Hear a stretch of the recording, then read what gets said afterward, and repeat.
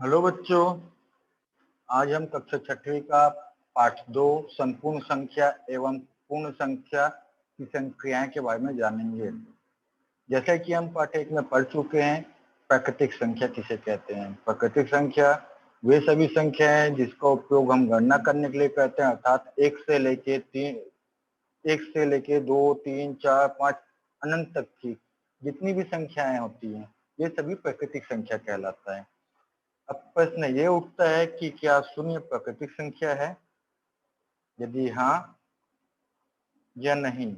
यदि नहीं, क्योंकि हमने पढ़ा है प्राकृतिक संख्या 1 से लेके अनंत तक की होती है, तो शून्य क्या है? शून्य की आवश्यकता तो होती है हमको गणना करने के लिए। जब भी 2 में 2 माइनस करोगे, 2 में 2 हटाओगे तो जवाब आएगा आपका शून्य। किसी चीज को भाग देते हैं तो जवाब शून्य आता है। तो शून्य तो एक चीज होती है, एक संख्या होती है, उसको बोला जाता है पूर्ण संख्या।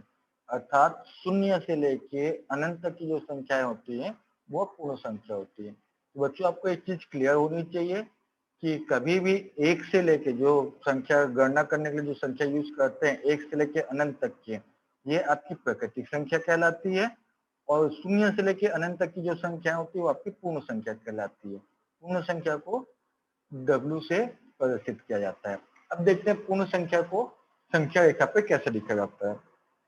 संख्या रेखा पे एक निश्चित अंतराल पे हम एक संख्या लेते हैं जो 0 से चालू होके 1, 2, 3, 4, 5, 6, 7, 8, 9, 10 और आगे जहां तक आपको जरूरत पड़ता है वहां तक उसको लिखा जाता है।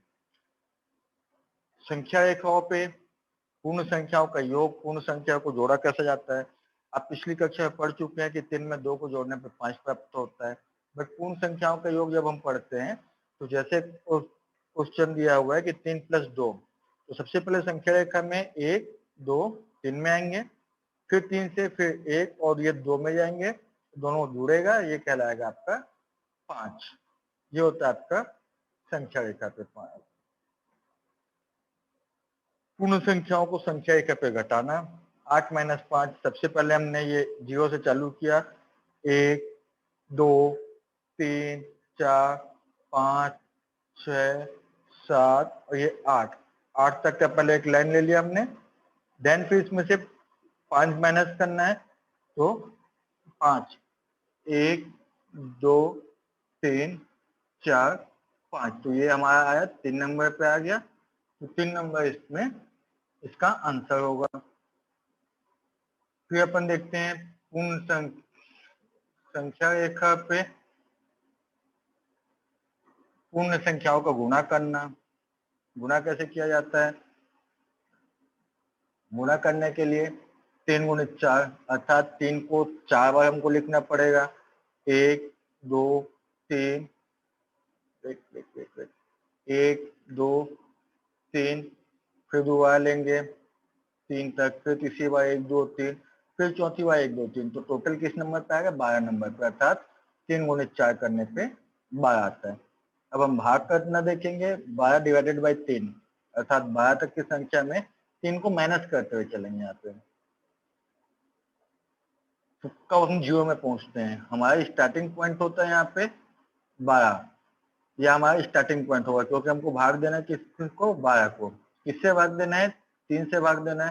तो 1, 2, 3, 0 आया? नहीं आया। फिर से करेंगे 1, 2, 3, फिर देखते हैं 0 आया क्या? नहीं आया 0। फिर से करेंगे 1, 2, 3, अब 0 आया? नहीं आया। चौथी बार फिर से एक बार करेंगे 1, 2, 3, अब ये 0 आ गया। कितने बार हमको 3 माइनस करने में 0 आया? 1, 2, 3 और ये 4, तो इसका आंसर होगा 4। इस प्रकार से संख्या रेखा पे किसी चीज को गुणा या भाग किया जाता है। अब हम पढ़ेंगे इस पे स्थानीय मान। किसी संख्या के स्थानीय मान क्या होता है? जो उसके स्थान को दर्शाता है। इकाई के स्थान पे तो उसका स्थानीय मान 1 होगा, दहाई के स्थान पे है तो उसको 10 से मल्टीप्लाई करेंगे, गुणा करेंगे। सैकड़े के स्थान पे है तो 100 से मल्टीप्लाई करेंगे। 1000 के स्थान पे है तो 1000 से मल्टीप्लाई करेंगे। जिस स्थान पे वो रहेगा उस संख्या को उससे मल्टीप्लाई करेंगे वो उसका स्थानीय मान कहलाता है। उसको चेक कैसे किया जाता है? जब सभी संख्याओं को हम जोड़ते हैं तो उसका जोड़ योग क्वाने संख्या हमको प्राप्त होनी चाहिए। जैसे हमारे पास एक संख्या हम लेते हैं एग्जाम्पल के लिए 123, 123। 123 में 3 इकाई स्थान पे है तो 3 गुणित 1 3 आएगा। 2 दहाई स्थान पे है तो 2 गुणित 10 20 आएगा। एंड 3 तीसरा फिर से 1 जो है ये सैकड़ा के स्थान पे है तो यहाँ पे हमारे पास आता है इंटू 100 करने पे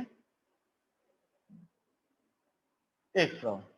तीनों को फिर से हमने जोड़ के देखा 3 2 और 1 तो 1 2 3 वापस से संख्या प्राप्त हुई अतः ये सही है। ऐसे कुछ एग्जांपल मैंने यहाँ पे लिख रखे हैं जैसे 453 400 प्लस 50 प्लस 3 860 800 प्लस 50 प्लस 9। इस तरीके से कुछ एग्जांपल्स मैंने यहाँ पे डाल रखे हैं जिसको आप एक बार चेक कर लीजिएगा। देन नेक्स्ट पॉइंट है हमारा पढ़ने के लिए पूर्ववर्ती तथा परवर्ती संख्या। पूर्ववर्ती संख्या किसको कहते हैं? जब भी कोई संख्या होती है लिखते हैं उसमें एक माइनस कर देने पे, जब हम किसी भी दिए हुए संख्या पे अंकों पे एक नंबर को माइनस करते हैं तो उससे जस्ट पहले की संख्या प्राप्त होती है, वो पूर्ववर्ती संख्या कहलाती है। जैसे 20 की पूर्ववर्ती क्या होगी? 19, 45 की 44, 38 की 37। 10 लेते हैं तो 10 की पूर्ववर्ती संख्या क्या होगी? 10 के पहले क्या आता है? 9 9। 5 की पूर्ववर्ती संख्या क्या होगी? 4। इस तरीके से पूर्ववर्ती संख्या कहलाती है। और परवर्ती संख्या जब किसी संख्या के बाद में आने वाली संख्या को लेते हैं, अर्थात किसी अंक के बाद में एक संख्या जोड़ा जाता है तो वो परवर्ती संख्या कहलाती है। जैसे 20 की 21, 45 की 46, 1 का 2, 5 का 10, 5 का 6, ये इसका परवर्ती संख्या होता है। तो बच्चों आज हमने पार्ट 2 को समझा है।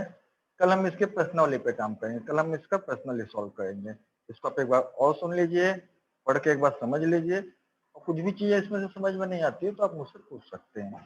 ठीक है बच्चों, धन्यवाद।